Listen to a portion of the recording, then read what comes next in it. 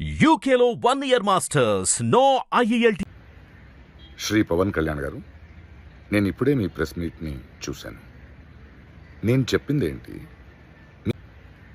శ్రీ పవన్ కళ్యాణ్ గారు, నేను ఇప్పుడే మీ ప్రెస్ మీట్ని చూశాను.